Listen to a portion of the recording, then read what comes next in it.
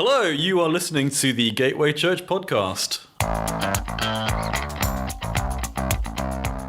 Hello and welcome to this latest Gateway Church podcast. Liam Flint here, and we're going to be having a conversation this week about living in lockdown, especially as a single. Lots of people are isolated at the moment, and we've seen much emphasis, I think, on families, how kids are going to be doing in homeschooling, how families are going to be doing as a unit. But maybe we haven't given enough notice to those who are living on their own, independent living. They need just as much support from churches and local community. Thrilled to be able to say that we are joined by Jennie Pollock, author, speaker, editor. I'm sure the list goes on, Jennie. So good to have you. You're very welcome.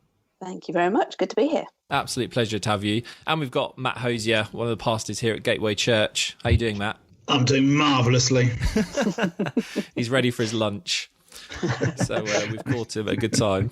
How do you know each other? What's the story there? We both write for a website called Think Theology. I used to edit that, and so I got to know Matt through that. I love Jennie. She's brilliant. She's a great writer. Really got real wisdom and insight and stuff. Really enjoyed working with her over the years. So good to have Jennie here with us today. Thank you very much, Matt. I found a really helpful stat here. According to YouGov, 1 in 5 Britons at the moment are living alone through lockdown. So we thought it'd be great. Our plan here is just to chat through how as churches, as people, we can be really supporting singles at this time. And we hope to bring you some encouragement. So Jennie's going to be such a good voice on this issue. Jennie, for those who haven't heard of you before, could you just give us a quick lowdown of what you do, where you're based, and what your church involvement is in London? That'd be great. Yeah, so I will start with the easy one. I'm based in central London. I am a writer and editor. I also work part-time for the Christian Medical Fellowship as in their public policy team there. And yeah, I go to Grace London, which is part of the Advanced Network. So again, get to cross paths with Matt there once in a while. Always good. Yeah, Jennie, myself and Andrew Wilson are the three kind of owners in a sense of that blog. Andrew is the leading light in terms of his skill and probably the volume of contributions. I contribute a little bit less than Andrew, and Jennie contributes a little bit less than me, but the three of us together kind of look after the blog and keep it going. And Jennie, I don't know if you said before, but we need to talk about the fact that you're an author, and recently you've got a book. Yes. Could you just tell us briefly about that? Yeah, it is my first book. It's on contentment. It's called If Only, and it is available to pre-order now from the Good Book Company or from that other large book-selling website that we don't mention. It'll be released in November, hopefully. So it should avoid all the lockdown for the launch events and things. Yeah, right. I think that does beautifully kind of tie into what we're talking about today, finding that joy and contentment. Being in lockdown, how have you found it personally these past few weeks? Well, as I said, when you invited me onto this podcast, I feel slightly fraudulent coming on because although I am single, I'm not alone in this time. I live in a shared house with 3 other housemates. I certainly miss my church. Obviously, we have the online version, but it's not the same as being together, being able to hug one another. And I usually host a small group every Wednesday evening, and I'm very much missing having them around. So those are the areas. Yeah, it's been fine. I'm an introvert. I love just sitting on my own at home and getting on with stuff.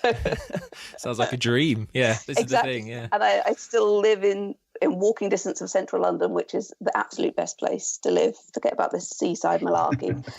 In the city, that's where it's all about. Yeah, I can go walking up and seeing all the sights. I like the city as well, but I'm grateful for the sea. And in comparison, Matt, how are you faring on the lockdown scale? Have you had enough yet, or are you still thriving?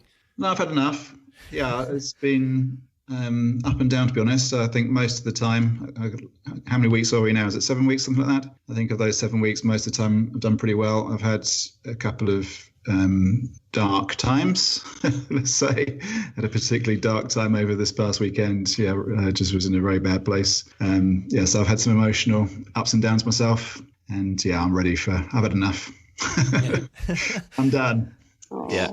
And obviously you echo what Jennie's just said there, that virtual church is just not the same, is it? As much as we try. No, I mean, we're trying hard and we're improving all the time. And I think we're doing well. And I'm grateful for the feedback we're getting from people expressing thanks for how we're doing it. But as Jenny says, it's just not the same as that physical contact. And the funny thing I found, even when I've been out for my once daily exercise, and it's great now we can go out more than once a day. That's going to be fantastic. But when I've seen people from church, when I've been out walking or running or whatever, even to have to stand at 2 meters distance, it feels weird. It just feels incomplete, not being able to give somebody a handshake or a hug or a kiss. It just feels bizarre. So I'm not enjoying the distance. Yeah, I think we're all with you there. I feel like we really do need to focus on those individuals who may be feeling lonely, isolated. Jenny, for you in London, what's the picture been like? Have you been encouraged by what you've seen and heard from Grace London of how you guys are supporting singles in the community? Yeah, I think so.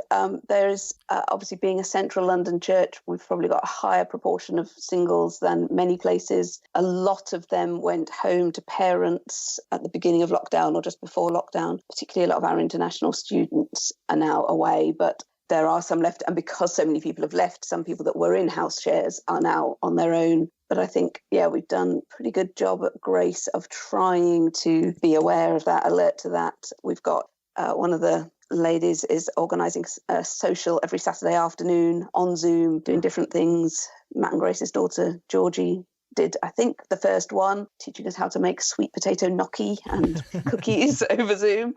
So we've had pub quizzes and exercise sessions and how to plant seeds and actually make something grow from them, even if you only got pots and things. So we're trying to kind of create as many opportunities as possible for people to interact with others, with one another. As Jenny says, my oldest daughter's there, another connection between us. And so we kind of get the insight on the single life from that perspective as well, because she's in a typical South London flat, her and a flatmate, obviously no garden or anything like that. And I think just the realities of that life, I mean, they're doing pretty well. And as Jenny's expressed, the church there's doing great in terms of trying to look after people and keep things interesting. But it is hard. So, yeah, I think for those of us who are living in different environments where we do have gardens and where it's easy to get out, and where I live right next to a beautiful park and can get to the beach, that is very different from the context that Jenny and Georgie and guys in central London are in, despite all the wonderful advantages of central London as well. Yeah, and I find technology is a blessing and a curse that I know Matt feels the tension of being zoomed out, just being on these video calls all the time.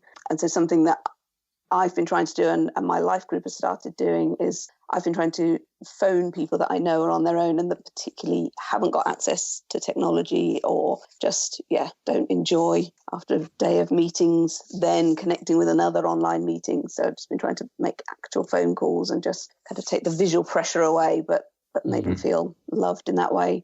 And as a life group, we've just started writing letters to each other. One of the girls said, I really love getting post and things that aren't just bills and circulars. And so we've set up a little letter writing chain so that we'll know everyone will get at least one letter through the post. It only needs to be something small, but just an encouragement or a reminder that we're not forgotten and that we are connected in some way. Beautiful. Yeah, where do you two land on Zoom? I know we're all constantly feel like we're on it at the moment. Do we think it's actually a really helpful tool and it has really helped us combat loneliness, isolation, especially for those who don't actually live with anyone? So it's their only means of conversation. But then on the other side, we also feel like that may be driving us to isolation because we're so sick of sitting on our screens.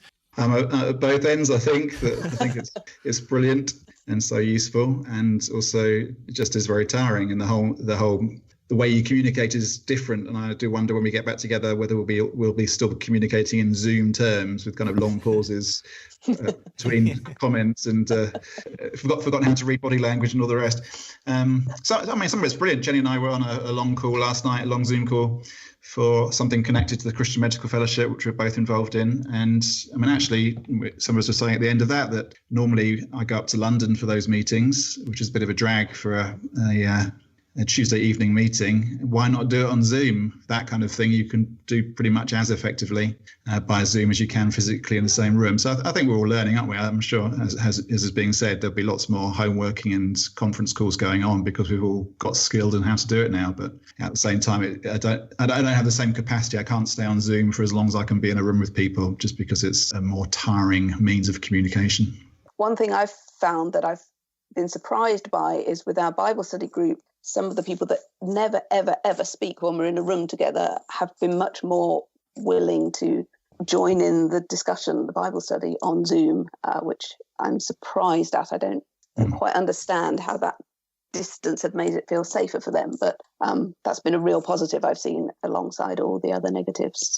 So yeah, I think even the chat function helps with that, doesn't it? Because you can kind of chip in, and so yeah, for some people, I think it probably is an easier means of communication.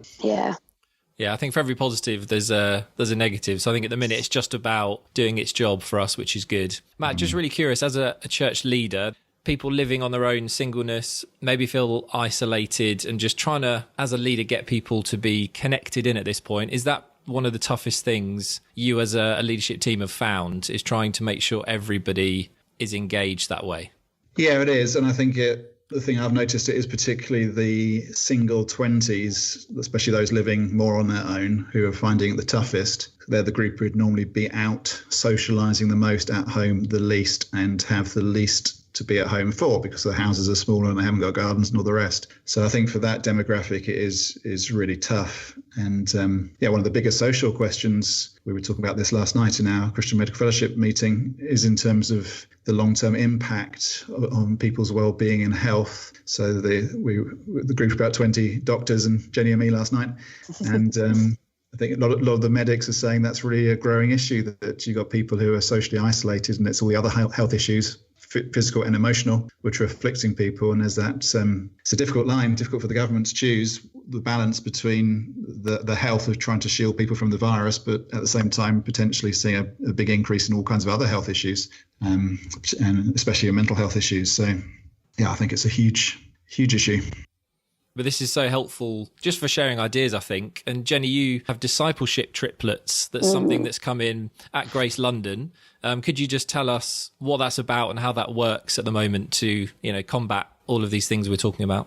Yeah, sure. It was something that the leadership team had been thinking of instituting at some point, and was sort of trying to decide when the best time for that was and what the best way was. Then we went into lockdown and it was sort of forced. I think this is the best time.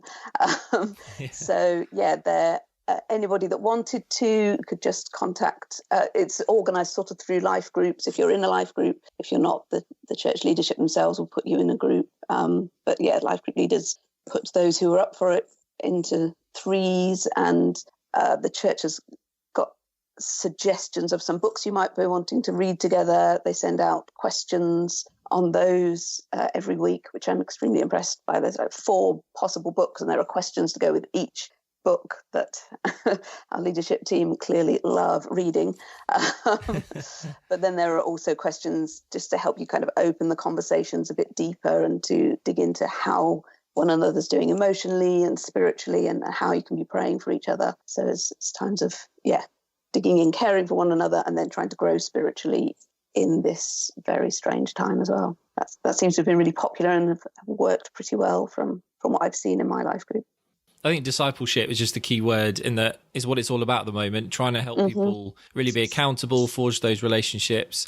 Matt, I suppose for us here at Gateway, the life groups have been a literal lifesaver for a lot of people, haven't they? That's the real go deeper point where people can connect.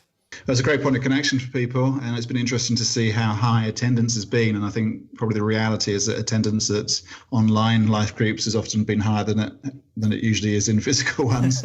And partly that's just pragmatics, that you don't have to worry about finding a babysitter or anything else, those kind of issues that people often have with going out to an actual meeting. And it's obviously, there's less inertia. You don't have to get out of your house and get in the car, but you can just sit in your front room and turn your computer on. So it does make it easier in some ways.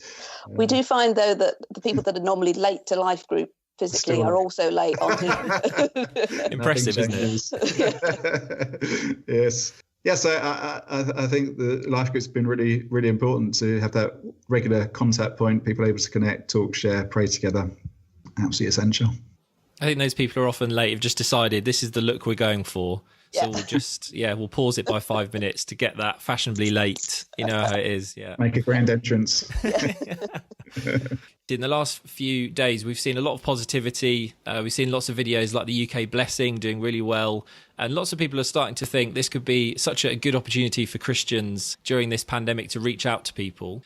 Looking at especially those people you mentioned, Matt, singles in their 20s, people who are just living on their own. Do you think this is actually a great opportunity for us? People are isolated, churched, unchurched, everybody out there. This could be a great time to say, you know, if you want family, if you want community, Alpha, church, life group, this could be a great invitation virtually, couldn't it? Yeah, absolutely. We're seeing a lot more people tuning into our service than we have even on the church books. You know, there's lots of people coming to the services. We're doing our version of Alpha is called Salt. We're doing that online at the moment. I had really good attendance on that and people connecting in. So yeah, we're definitely trying to show that this community is there for one another. I think reaching out to those people that we don't yet have contact with can be tricky. Although I was thinking, I know at the beginning of lockdown, a lot of people went around and put notes through the door saying, you know, I'm your neighbour. If you need shopping or anything or a phone call or whatever, give me a call. I think it might be worth kind of redoing that now that we've probably all sort of settled down and gone through the first wave and into the second wave. I wonder if that's a way of just reaching out to our neighbours and just providing a point of human contact for anyone that's feeling lonely. I'm going to revisit your book quickly because I'm intrigued by this. Now, you've written and you've spoken in this recent book particularly about contentment and finding joy, especially in singleness at times. So how would you encourage those who are single at the moment, maybe feeling a bit lonely? What would you say to encourage them at this time in lockdown? I've got kind of three big main points. You'll have to read the book for the others, but yeah, absolutely. This is a Christian podcast. Yeah, exactly. The preacher way of going about it. I couldn't make them all start with the same letter, I'm afraid. But I should all begin with P, Jenny. Yeah, I know. That is the holy letter. Just as a total aside, I was once in a sermon where this guy just was obsessed with all his points beginning with P. And so his third point was peace. And he said, and of course, when we talk about peace, what we really mean is joy. And then went on to talk about joy. Sounds like one of Matt's preachers. Yeah. So yes, my first one is learn to lament. That as we look through the Psalms, we see that it's not wrong to take your unhappiness, your cries of desperation to God and acknowledge, I'm feeling really rubbish at the moment and I feel lonely. I don't feel like you're there, and just to pour that all out to God. But then most of the Psalms, Psalm 13 is a really great example of a structure of starting off with pouring out all that, everything's terrible. Then there's 2 verses of, here's how I want you to help me. These are the specific things that I'm asking of you, God, in this time. And then the last 2 verses of choosing to praise him anyway, even if he doesn't do those things, even while you're waiting for those answers, that he's still good, he's still worthy. So I think that's a really helpful model to use in these difficult times. Second point is to speak truth to yourself. Sitting on our own is anxiety inducing, watching the news all the time, keeping those updates on Twitter. It is a version of the truth, but it's not the whole truth. So again, digging into the Bible, reminding yourself you're not alone. A couple of passages, Joshua 1 verse 9, it's a really good one. Just having not commanded you, be strong and courageous. Do not be terrified. Do not be discouraged. The Lord your God is with you wherever you go. So just looking up verses like that just remind you, you are not alone. This is not the disaster. This is not the end of civilization as we know it. God is with you. It's all going to be okay. Or Psalm 121. I'm memorizing a bit of scripture. My cousin is memorizing this. Psalm 121 during the lockdown. It just is a real assurance again of God's presence, his goodness, his just ability to save and to be there and to comfort you in difficult times. And then thirdly, look out for others. Again, when we focus in on ourselves and our own needs and what we're lacking, it's very easy to get downcast and miserable. So think about others that you know in the church that might be lonely as well. Phone them, send them a WhatsApp message. When I'm praying for people in the mornings, if there's something that I think particularly might encourage them, I'll just leave them a WhatsApp voice message or now we're sending letters, now we know each other's addresses, just reach out to other people and care for them. When we're thinking about others, it's much harder to think about ourselves and what we're missing. Hope that's some helpful little pointers. Love it. Very practical. I'm sure people are scurrying to write stuff down now. Be putting this bit on repeat, hopefully. Yeah. No, that's really great. So insightful. Thank you, Jenny. Anything to add on that, Matt, or has Jenny completely smashed that one? I think she's done great.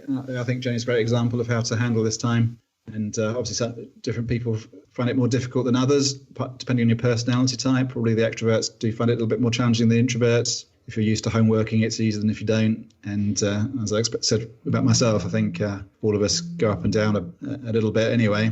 So learning to keep digging into Scripture and understand yourself and understand the Lord and His purpose, and to try and keep the bigger picture. This won't last forever. Things are going to be different, but we can trust God that He is working out His purposes, and coronavirus doesn't stop that any more than anything else in the history of mankind has. So let's have, even if on one particular day we're not feeling optimistic, let's at least remain full of faith, because God is good and His word is true.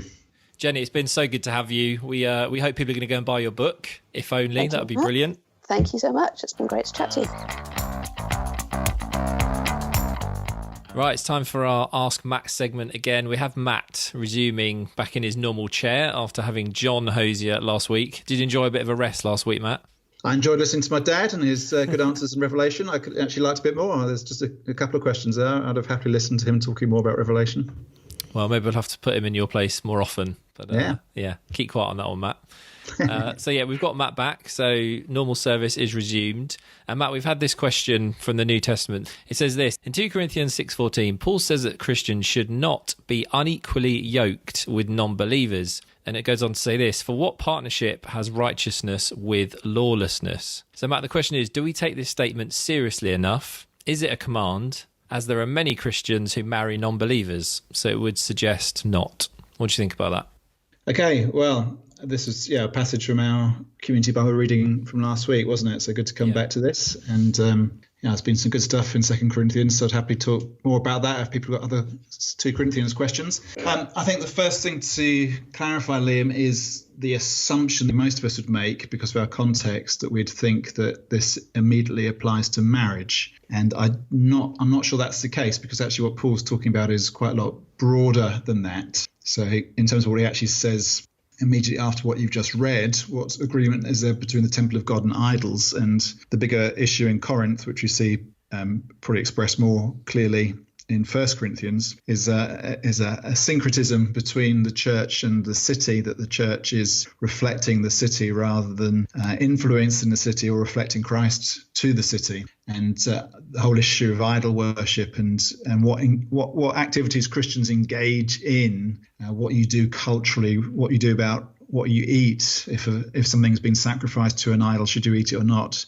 And then that then does relate to questions of sexuality. All these things are tied together. So I think it's actually I think there is application to marriage, but it's a broader issue than just marriage. And I don't think Paul is thinking primarily of marriage. Probably when he writes this, he's talking about how Christians interact with a pagan world more broadly, and the kind of separation there needs to be in that, rather than syncretizing with a pagan culture.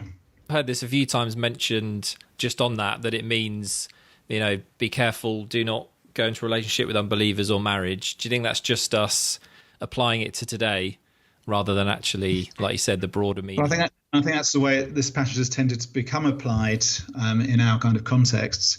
And I think it does have that application. And Paul actually makes that clearer in 1 Corinthians, where he does give an explicit command that if you're a believer, you shouldn't marry an unbeliever. So it's actually clearer in 1 Corinthians and in 2 Corinthians. And I think, so pastorally, I think it's crazy. And my experience of when I've seen it happen is it's usually a bad decision. It's for a believer to marry an unbeliever.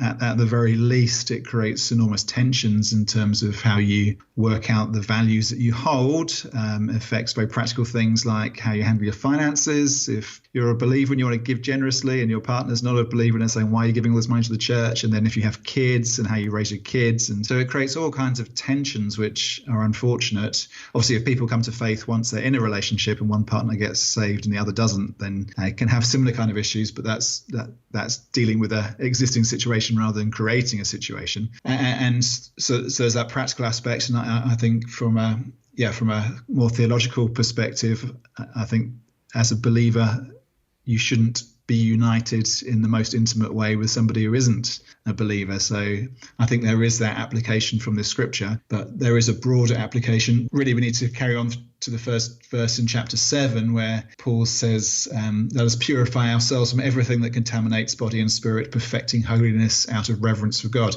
Let us purify ourselves from everything. So that must apply in terms of our relationships, but also implies in general in terms of how we conduct ourselves in the world. So we're to be in the world, but Paul quotes Old Testament, come out from them and be separate. That doesn't mean that we put ourselves into a Christian ghetto, but it does mean that our behaviours, our attitude, our approach does have to be distinct. Christians shouldn't enter dodgy business practices just because other business people are doing dodgy business practices. There's an application across the board in terms of Christian ethics, how you live, that we're to be separate, we're to be different, we're to be Christ-like in the way that we conduct ourselves. We're not to do things the way that pagans do, we're to do things the way that Christians are meant to.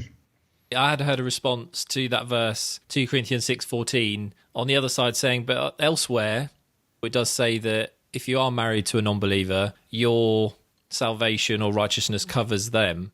Well, can you make that link, or is that just a misuse of Paul text? says that in the same place in 1 Corinthians as he then says that you should marry a believer. So if you look back at it, it's 1 Corinthians chapter 7, where he says, he talks about if your partner dies, you're free to remarry, but that person must belong to the Lord. So I think Paul's dealing with the pastoral reality here, that if you're already married and you get saved, then you deal with that. And by the grace of God, you carry something of the purity of Christ into the marriage, which does have a sanctifying effect upon your partner and upon your kids if you have them. But if you are not married, don't put yourself into that position with all its compromise and tensions.